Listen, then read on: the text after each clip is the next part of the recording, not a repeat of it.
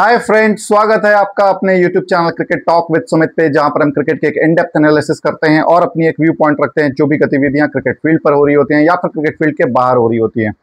तो पहले तो बात करेंगे हम एशिया कप में इंडियन टीम के हवाले से। कल उनका फर्स्ट प्रैक्टिस सेशन देखा गया और उसके हवाले से बात करेंगे। कौन प्लेइंग 11 में लग रहा है, किसका पत्ता कटता हुआ दिख रहा है, कौन फ्रंट रनर अप लग रहा है फॉर विकेट कीपिंग रोल, इसके बारे में हम बात करेंगे।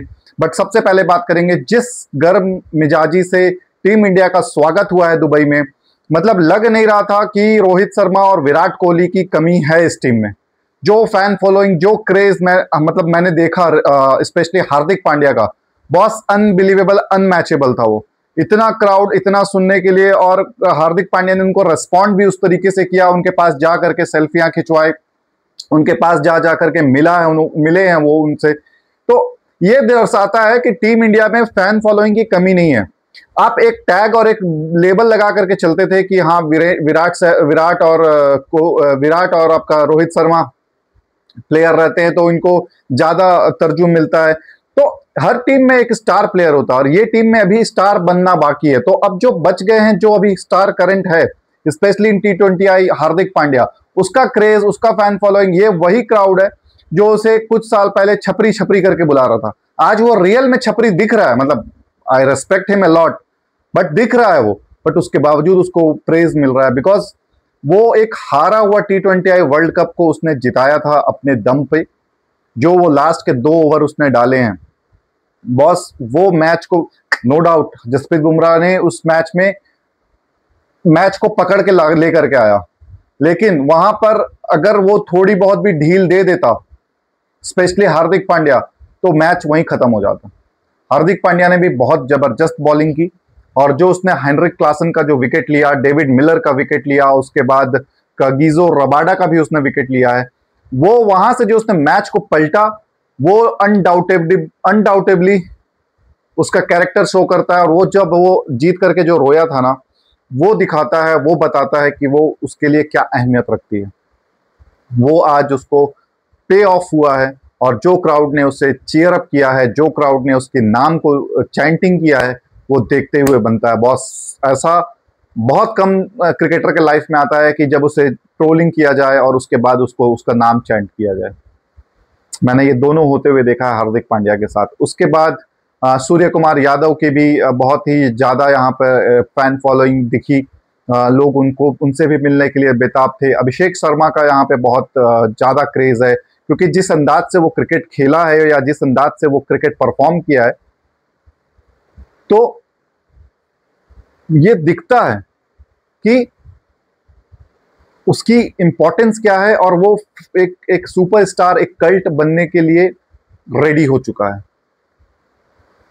अगर वो अपने परफॉर्मेंस को और इन्हांस करता हुआ लेके चला जाता है, मतलब 1-2 इनिंग और उस तरीके की जो उसने इंग्लैंड के अगेंस्ट में खेली थी, वो उस तरीके से वो और खेल जाता है, तो कहीं ना कहीं वो भी एक सुपरस्टार के दर्जा में आ जाएगा। फिर लोग उसको देखना पसंद करेंगे क्योंकि जो तेज खेलता है, जो हार्ड हिटिंग करता है ना, उसको फैन फॉलोइंग बहुत तगड़ी होती है, बहुत तगड़ी होती है। क्योंकि आप हारा हुआ मैच जिता दो, जैसे वीरेंद्र सहवाग था, उसकी फैन फॉलोइंग भी बहुत जबरदस्त थी। Same goes with Virat Kohli, same goes with Rohit Sharma, क्योंकि ये तेज खेलते हैं। ये जिस दिन भी अपना ऑरा दिखाएंगे, जिस दिन भी परफॉर्म करेंगे, जब तक विराट कोहली साथ में था, विराट कोहली कैप्टन थे, तब तक रोहित शर्मा को वो दर्जा नहीं मिलता था। रोहित शर्मा को दर्जा तब मिला जब वो कैप्टन बना। तो वही अब चीज अभिषेक शर्मा में होगी, शुभमन गिल में होगी, ऋषभ पंत में होगी, यशस्वी जायसवाल में होगी। ये जो यंग लॉट आ रही है, इनमें अब मिलेगा वो चीज। वॉशिंगटन सुंदर को भी कहीं ना कहीं मिलेगा, अक्षर पटेल को मिलेगा। अभी अक्षर पटेल को भी आपने देखना बाकी है। इस तरीके से जो स्वागत हुई है, पाकिस्तान टीम भी और पाकिस्तानी भी देख करके दंग रह गए कि Dubai is a home ground for them from last 7 और 10 ईयर्स। 10 साल पहले तक उनका होम ग्राउंड हुआ करता था दुबई, बट उस तरीके से उसकी स्वागत नहीं हुई। आज भी आप देखो दुबई और यूएई और पाकिस्तान का मैच भी आप जा करके आप देख लो, उसमें भी क्राउड, मेरे को नहीं लगता 10% से ज्यादा उस मैच में क्राउड थी। बट टीम इंडिया को जितने फैन फॉलोइंग, जितने बस से रिसीविंग अराइव करने के समय पे जो जितनी क्राउड थी ना, उतने स्टेडियम में भी नहीं आ रहे हैं फॉर अफगानिस्तान और यूएई का मैच देखने या फिर यूएई और पाकिस्तान का मैच देखने। ये brand of cricket Indian team लेकर के आती है। इंडियन टीम 9,000 करोड़ का उनका ईयरली रेवेन्यू है। उस 9,000 करोड़ में से जो स्पॉन्सरशिप के लिए ये जो जिद्दोजहद और जो चल रहा है ना, खोजना 100 करोड़ 200 करोड़ का ड्रीम 11 को हटा करके, ये कुछ भी नहीं है यार, ये मूंगफली है फॉर टीम इंडिया। उसका जो फैन फॉलोइंग है, उसका जो बेस है ना, वो आपको देख करके लगता है कि बॉस ये कोई टीम है। वैसे रग्बी में या फुटबॉल में एक टीम का एक ऑरा होता है ना, कि वो लेकर के आते हैं और एक दिखता है उनका कि ये कोई टीम है जो कि उतरी है। ये जो फैन फॉलोइंग है ना, ये पहले देखने को मिलती थी इंग्लैंड में, ऑस्ट्रेलिया में। इंग्लैंड में तो अभी भी आप टेस्ट क्रिकेट जाकर के देखो, क्राउड एकदम खचाखच भरा होता है। दे रेस्पेक्ट द क्रिकेट। तो आपको ये चीज देखना है वहां पर कि इंडियन टीम की क्या इंपॉर्टेंस है और क्या वो टेबल पर लेकर के आते हैं। 28 सितंबर को टीम इंडिया की एजीएम है। उस पर यह डिसाइड होना है कि कौन प्रेसिडेंट होगा, कौन वाइस प्रेसिडेंट होगा, कौन सेक्रेटरी होगा, कौन जॉइंट सेक्रेटरी होगा। ये सारी चीजें अभी आनी है। स्पेशली अभी Rajeev Shukla as a care taker अभी वो बीसीसीआई के प्रेसिडेंट है, और उन्होंने जो पोजीशन लिया है वो लिया है आपका स्टुअर्ट बिनी, जो कि 70 साल के हो गए हैं। उन्होंने स्टेप डाउन किया है रिसेंटली, लास्ट मंथ ही वो 70 ईयर्स के हुए, और एज पर शायद अभी पॉलिसी है कि 70 ईयर्स के एबव जो भी हैं उनको वो काम नहीं कराना है। उसकी वजह से वो स्टेप असाइड हुए, और राजीव शुक्ला अभी एज एन इंटरिम चेयरमैन आप बोल सकते हैं बीसीसीआई के अभी वो हैं। 28 सितंबर को इलेक्शन होना है। देखना है कि कौन हो सकता है, राजीव शुक्ला ही बन जाए या हो सकता है कोई और आए। मेरे ख्याल से कोई क्रिकेटिंग ब्रेन आए, जो क्रिकेट खेल चुका है वो आए, तो वो ज्यादा चीजें लेकर के आएगा, बिकॉज वो पैसे से हर चीज को नहीं तौलेगा। जो ये प्रेसिडेंट्स बनते हैं ना, पॉलिटिशियंस या बिजनेसमैन, ये पैसे से हर चीज को तौलते हैं। बस हमें क्रिकेट को सुधारना है।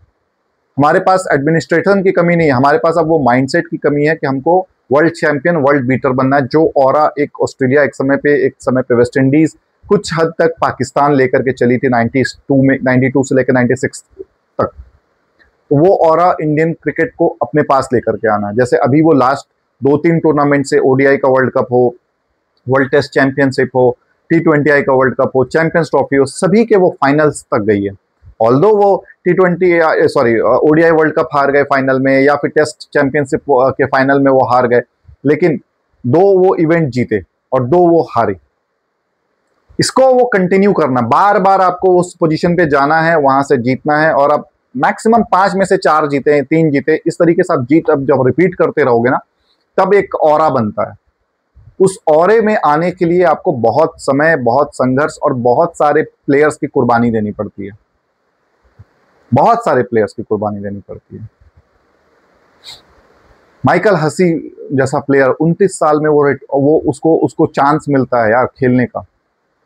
माइकल बेवन का रिप्लेसमेंट था वनडेज में, उसके बाद उसको टेस्ट में मौका मिलता है। लोगों का, सिलेक्टर्स का ये कहना था कि भाई इसको क्यों मौका दे रहे हो, 30 साल हो गया, क्रिकेट इसकी खत्म हो चुकी है, लेकिन नहीं, उसको मिला। और जो उसने स्टार्टिंग के जो 20 टेस्ट मैचेस थे ना, उसके एवरेज थी उसमें 80 प्लस की एवरेज थी उसकी। जो स्टार्टिंग के 20 टेस्ट मैचेस खेला, वो रन के अंबार लगा दिया, 5000 रन बनाया उसने। 5000 देखने में बहुत छोटे लगते हैं आंकड़े, लेकिन रन्स बहुत थे ये 5000। जो वो क्रूशियल स्टेज पे आता था, 4थे नंबर पे, 5वें नंबर पे, डाउन पे, वो देखना, वहां से टीम ऑस्ट्रेलिया को वो उठा करके लेके चला जाता था। उसको आउट करना मतलब कि एक तरह से पूरी टीम को ढहा देना। बांग्लादेश जैसी टीम को तो वो अकेला निपटा दे। तो इस तरीके से आप जब टीम में आपको जगह मिलती है और आप जब परफॉर्म करते हो, तो वो एक ऑरा बिल्ड करता है। बहरहाल एशिया कप के अब हवाले से बात करते हैं। कौन इन होगा, कौन आउट होगा, ये अभी असमंजस चल रही है। बिकॉज जितेश शर्मा जिस तरीके से प्रैक्टिस कर रहे हैं, जिस तरीके से वो नेट सेशन पे आए और ड्रिल किया, मॉक ड्रिल्स हुई, कुछ राउंड्स उन्होंने राउंड लगाए, फिर विकेट कीपिंग का ग्लव्स देखा गया कि वो अपने हाथों में कंट्रोल पे रखे हुए। Sanju Samson as a fielder fielding करते हुए दिखाई दिए, कैचेस पकड़े, कैचिंग की ड्रिल्स हुई उनकी, बैटिंग करने भी वो आए तो बैटिंग पहले जितेश को मिली।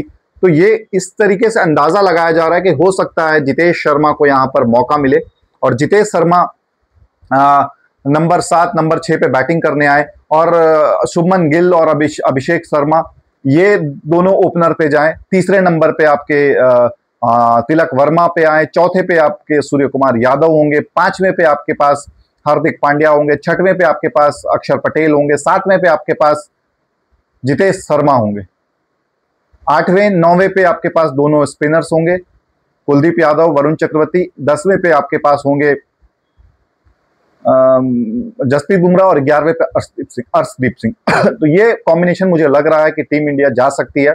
अगर जितेश शर्मा नहीं जाते हैं तो फिर संजू सैमसन। इसके अलावा मुझे चेंजेस नहीं दिख रहा है। I am not able to seeing कि वहां पे शुभम दुबे को चांस मिल रहा है या फिर रिंकू सिंह को चांस मिल रहा हो या फिर हर्षित राणा को चांस मिल रहा हो। आई एम नॉट सीइंग दैट। तो ये 3-4 प्लेयर्स हैं जो कि बैठेंगे, आइदर संजू सैमसन या जितेश शर्मा से एक, दूसरे आपके शुभम दुबे, तीसरे आपके हर्षित राणा, इस तरीके से टीम, और चौथे आपके रिंकू सिंह। ये 4 लोग बैठेंगे और वहीं से टीम कॉम्बिनेशन बनेगी, विनिंग टीम कॉम्बिनेशन बनेगी। 4 स्पिनर्स आपके होंगे, 3 आपके तगड़े स्पिनर्स होंगे, अक्षर पटेल के रूप में, कुलदीप यादव के रूप में और वरुण चक्रवर्ती के रूप में। ये सुपरस्टार की टीम नहीं है, ये सुपरस्टार नहीं है, ये मतलब यहाँ पे कोई भी सुपरस्टार नहीं है, ये टीम ही पूरी सुपरस्टार है। जो टीम को हम बोला करते थे ऑस्ट्रेलियन टीम को, हम कभी भी नहीं बोलते थे Ricky Ponting is a superstar, Damien Martin is a superstar. Team ही सुपरस्टार थी। ये अब ऑरा T20I में इंडिया की आई है, ये टीम ही सुपरस्टार है। हर प्लेयर अपने आप में अनोखा है, अलबेला है। जिसको भी जो मौका मिलेगा बॉलिंग से या बैटिंग से, वो सिंगल हैंडेडली मैच को निकाल सकता है और सिंगल हैंडेडली वो कुछ ना कुछ करके जाएगा। तो टीम इंडिया को जो चैलेंज मुझे दिख रहा है वो दिख रहा है समहाउ थोड़ा बहुत श्रीलंका से, और थोड़ा बहुत मुझे जो लग रहा है वो लग रहा है कि पाकिस्तान से, बिकॉज पाकिस्तान यहाँ पे 10 दिन पहले से आ रखी है। टीम कॉम्बिनेशन वो ट्राई कर रहे हैं। अब देखिए कल का जो मैच हुआ UAE वर्सेस अफगानिस्तान का, अफगानिस्तान ने अपने 3-4 मेजर प्लेयर्स को बिठा दिया। उनके पेसर फजल फारूकी बैठे, नबी बैठे, उसके बाद आप अल्लाह गजनफर को बिठाया उन्होंने, राशिद खान बैठे, 4-4 5-5 प्लेयर को उन्होंने रेस्ट दिया और अपनी उन प्लेयर्स को मौका दिया जिसको अपॉर्चुनिटी नहीं मिल रही थी, उनको खिलाया। और देखो हार जाते वो अलग मैटर था, मैच बहुत कांटे का हुआ। लास्ट ओवर में 17 रन चाहिए थे और स्टार्टिंग के 2 बॉल पे 6 और 4 आकर के 10 का इक्वेशन था। 4 गेंदों पे 7 रन चाहिए था। उसके बाद अगली गेंद पे तीसरी बॉल पर, मतलब जो थर्ड बॉल बोली गई उसमें 2 रन आए, अब बच गए 3 पे 5। वहां से कोई भी मैच जीत सकता था, लेकिन फरीद मलिक ने वहां पर आकर के डिलीवर किया और उनके जो हार्ड हिटिंग बैट्समैन है आसिफ खान को 2 बॉल डॉट कराई और तीसरे बॉल पे लास्ट बॉल पे उसका विकेट लिया। तो ये दिखाता है character. Farid Malik is not there important bowler और उनका जो प्रीमियर बॉलर है। आज भी अगर नवीन उल हक रेडी है और फजल हुक फारूकी रेडी, तो यही दोनों खेलेंगे।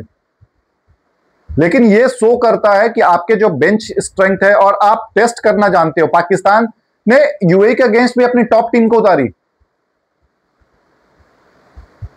तो ये क्या शो करता है कि अफगानिस्तान में वो अब भूख आ चुकी है, हम हारेंगे ठीक है, मुझे कोई फर्क नहीं पड़ता, लेकिन मैं ट्राई करूंगा। और उस ट्राई में ही आपको बेहतरीन प्लेयर निकलते हैं। जब आपके जो जादरान है, इब्राहिम जादरान, उसको कैप्टेंसी करने का मौका मिला, नो डाउट इस टीम ने, अफगानिस्तान टीम ने फील्डिंग स्टैंडर्ड बहुत पुअर है। उन्होंने 10 कैचेस इस पूरे टूर्नामेंट में अभी तक ड्रॉप किए हैं, जो कि हाईएस्ट है दोनों टीमों को मिला करके। मेरे ख्याल से पाकिस्तान ने कुछ दो कैचेस ड्रॉप किए हैं और UAE ने कुछ 6 कैचेस ड्रॉप किए हैं। तो उनको वो बेटर करना है। बट अफगानिस्तान को यह चीज पता है कि हम अगर ट्राई करेंगे, प्लेयर्स ऐसे ही बनते हैं बॉस। अगर आपको डर है कि मेरे बैठ जाने से मेरा टीम में सिलेक्शन नहीं होगा, मेरा पत्ता कट सकता है, तो वो टीम कभी भी आगे नहीं बन पाएगी। क्योंकि आप हर मैच खेलोगे, हर मैच बिठाओगे, तो ट्राई नहीं करोगे, तो जब ट्राई नहीं करोगे तो किसको आप लेकर के आओगे? जब सिचुएशन डिमांड करेगी, कोई इंजर्ड हो जाएगा तो फिर किसको लेके आओगे? फिर आप रोना रहोगे कि हमारे पास तो सैम अयूब नहीं था, हमारे पास फकर जमान नहीं खेल रहे, तो हम चैंपियंस ट्रॉफी में इंडिया से हार गए। बस वो खेलते भी तब भी आप नहीं, तो आपने क्यों नहीं उस तरीके से स्टैंडर्ड टीम बनाया? हम लोगों ने तो कभी रोना नहीं रोया कि 2021 वाला जो वर्ल्ड कप था उसमें हमारे पास जसप्रीत बुमराह नहीं था, हमने ये रोना मचाया? चैंपियंस ट्रॉफी में हमारे पास जसप्रीत बुमराह नहीं था, हम फिर भी जीते, क्योंकि हम प्लेयर्स तैयार करते हैं। प्लेयर्स जब तक आप तैयार नहीं करोगे, आपको पता कैसे चलेगा कि कौन कब कहां किस पोजीशन के लिए बेस्ट है? शुभम दुबे और किसी टीम में होता तो वो पक्का खेलता, लेकिन यहां पर उस पोजीशन पे जगह नहीं बन रही है, उसको खिलाने के लिए किसी एक को बलि देना पड़ेगा, चाहे वो शुभमन गिल दे या सूर्य कुमार यादव दे। जब तक कि आप देखिए कुर्बानी की बात, अब जो चल रहा है ना संजू सैमसन और जितेश का, संजू सैमसन भी खुश है यार कि जितेश को मौका मिल रहा था, वो हैप्पी था जब नेट प्रैक्टिस में दोनों एक साथ खड़े थे, बात कर रहे थे, हंस रहे थे, मुस्कुराते, कोई कंपटीशन वाला नजर भावना नहीं था। जिसको मौका मिले वो अच्छा करे, ये सोच जरूरी है। जब तक ये सोच नहीं आएगा ना, तब तक आप नहीं खेल पाओगे। ऑस्ट्रेलिया के पास 8-8, 9-9, 8वें नंबर पे और 7वें नंबर के लिए बैट्समैन के भरमार थी एक जमाने में। सेन ली हो गया, इयन हार्वे हो गया, डेमियन मार्टिन हो गया, उसके बाद आपका एंड्रू साइमंड्स हो गया, ये चारों लाइन में लगे रहते थे 7वें 8वें पे खेलने के लिए। जब स्टीवा, मार्कवा सब कोई खेल रहे होते थे, उस जमाने की बात कर रहा हूं मैं, रिकी पॉन्टिंग वाले एरा की बात नहीं कर रहा हूं, उससे पहले की बात कर रहा हूं, 2001-2 में। ये चारों उस सिचुएशन के लिए प्लेयर्स थे, वो रेडी करते थे। कैसे आपका एक ओडीआई वर्ल्ड कप में सेन वॉर्न को बैन कर दिया जाता है, सब कुछ उसने ड्रग्स का उसके ऊपर एलिगेशन लगता है कि वो उसने ड्रग्स ले रखा है, तो उसको बैन किया जाता है 1 ईयर के लिए। उसके जगह पे वो ब्रैड हॉग लेके आते हैं। मैचेस के दौरान जेसन गिलेस्पी इंजर्ड हो जाता है, उसके जगह पर वो एंडी बिकल को लेकर के आते हैं। तो मैच रेडी होना बहुत जरूरी है। वो आकर के डिलीवर करता है, 6-6, 7-7 विकेट निकालता है, नीचे आकर के 8वें नंबर पे बैटिंग करके वो माइकल बेवन के साथ इंग्लैंड के खिलाफ ऑलमोस्ट वो जिता करके लेके जाता है मैच को, हारे हुए पोजीशन से 70-80 रन पे, शायद 8 या 9 विकेट, 7 या 8 विकेट गिर चुके थे ऑस्ट्रेलिया के। तो जब तक आप प्लेयर्स को टेस्ट नहीं करोगे, आप जब तक प्लेयर्स को मौका नहीं दोगे, तो वो कहां से परफॉर्म करके देगा? एन मौके पे मौका दो ना यार। आपको ये 2 मैचेस थे यूएई के अगेंस्ट में, इस पे आपको ट्राई करना था कि क्या मैं सुफियान मुकीम और अबरार को दोनों के एक साथ खिला सकता हूं, क्या मैं ओपनिंग सिचुएशन पे फकर जमान और सैम अयूब को लेकर के जा सकता हूं, या फिर हसन नवाज को मैं ओपनिंग ट्राई करूं, या मोहम्मद हारिस को ओपनिंग ट्राई करूं। जब तक आप कुछ अलग नहीं करोगे, वही सेट ऑफ माइंडसेट कि आपको ये पेपर पे लिख के दे दिया गया है, ये बैटिंग क्रोनोलॉजिकल होंगे और ये खेलेंगे, ऐसे नहीं होता है। आप बॉलिंग में अपॉर्चुनिटी देख रहे हो, बॉलिंग में आप कभी हारिस रऊफ को बिठा रहे हो, कभी शाहीन को बिठा रहे हो। बॉलिंग में बहुत रिदम चाहिए होता है, बैटिंग में तो आप उसको मौका दो, क्योंकि कल की डेट में जब उसके पास अपॉर्चुनिटी आएगी कि 20 बॉल पे 50 रन बनाना है, तो वो उसके पैर कांपेंगे, क्योंकि वो नया होगा। आपको दोनों तरफ से रेडी होना है, वरना कोई चांस ही नहीं है। कौन चांस देगा आपको? और टीम इंडिया फेवरेट लग रही है इस एशिया कप के लिए। आपको कम से कम सेकंड पे पोजीशन पे तो आओ। सेकंड पोजीशन पे अफगानिस्तान को रेट किया जा रहा है, मैं बोलता हूं सेकंड पोजीशन पे श्रीलंका है, थर्ड पे अफगानिस्तान है, फोर्थ पे पाकिस्तान है, फिफ्थ पे बांग्लादेश आएगी। बांग्लादेश भी इंप्रूव कर रही है, या अपने यंग्स प्लेयर को ला करके उसको किसी को वेटिंग करा रही है, किसी को ड्रॉप कर रही है। साकिब उल हसन तक को उन्होंने ड्रॉप कर दिया, उसके बाद आपका मुश्फिकुर रहीम को उसने ड्रॉप कर दिया। न्यू प्लेयर्स के साथ जा रहे हैं वो। लिटन दास उनका कैप्टन है।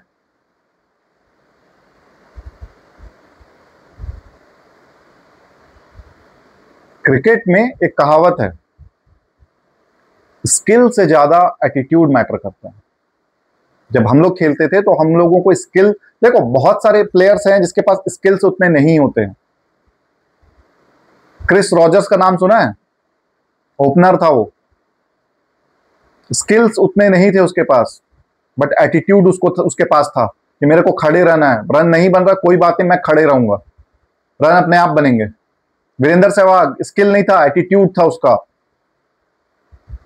उसके पास फ्रंट फुट पे निकाल के खेलना, वो क्लासी शॉट्स, वो बुक शॉट, वो सब नहीं था। उसको बस ये पता था हैंड आई कोऑर्डिनेशन, बॉल दिख रहा है अगर मेरे पाले पे तो मैं मारूंगा। Attitude is most important. Babar का आप मुकाबला कर सकते हो विराट कोहली के साथ on technique wise, attitude wise कोई मुकाबला नहीं है। बॉस ये भूल क्यों जाते हो? इस दुनिया में सचिन तेंदुलकर से भी अच्छे अच्छे प्लेयर्स होंगे,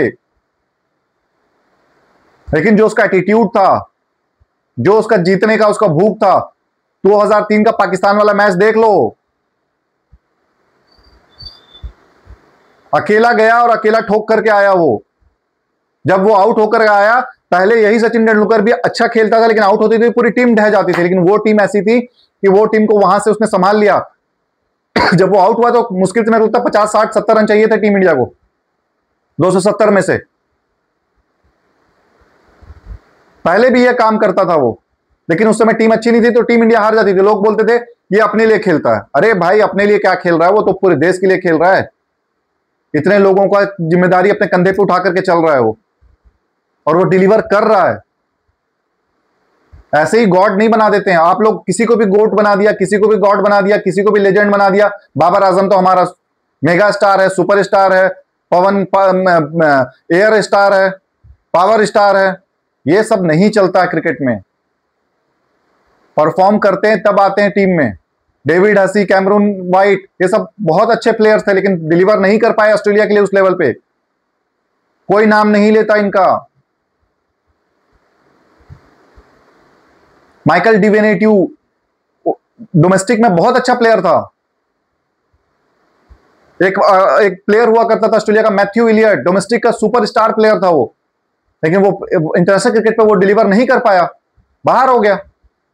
इंडियन टीम में सदगोपन रमेश हो गया, एसएस दास हो गया, ये लोग सुपरस्टार थे डोमेस्टिक क्रिकेट के। वसीम जाफर हो गया, लेकिन इंटरनेशनल क्रिकेट में नहीं डिलीवर किया तो बाहर हो गए।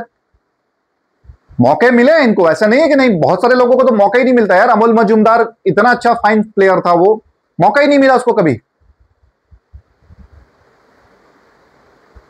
जो मौका मिलता है उस पर आप अटैक करिए और उसको ग्रैब करिए। ग्रैब करेंगे आपको मौका मिलता रहेगा। सुरेश रैना क्या किया यार उसने बस यही तो किया है। जब भी अपॉर्चुनिटी मिला है, चाहे वो टीम के लिए 30 रन बनाना हो, चाहे 20 रन बनाना हो, चाहे 50 रन बनाना हो, वो वहां पे खड़ा रहा, बना करके आ गया। ऐसे ऐसे करते करते उसने अपनी इनिंग बिल्डअप कर दी। उसके बाद वो थोड़ी बहुत बॉलिंग करने लगा, फील्डिंग उसकी जबरदस्त थी। तीनों डायमेंशनल प्लेयर था वो। उसको ड्रॉप करने के लिए टीम इंडिया को मतलब एक मीटिंग बुलानी पड़ती थी कि इसका रिप्लेसमेंट कौन करेगा। ये बॉलिंग भी कर लेता है, बैटिंग भी करता है, फील्डिंग तो सुपर था उसका। युवराज सिंह को कोई भी ऐसे ड्रॉप कर सकता है। वो इंजरी के मतलब कैंसर के बाद ट्रीटमेंट के लिए गया, 1-1.5 साल बाहर रहा, उसके बाद उसका फॉर्म में स्लंप आया। नहीं तो युवराज सिंह अगर जो 2011 में जिस तरीके से उसका परफॉर्मेंस था, वो उस तरीके से 2015 भी वर्ल्ड कप खेलता, और हो सकता है 2017 के चैंपियंस ट्रॉफी में तो था ही वो।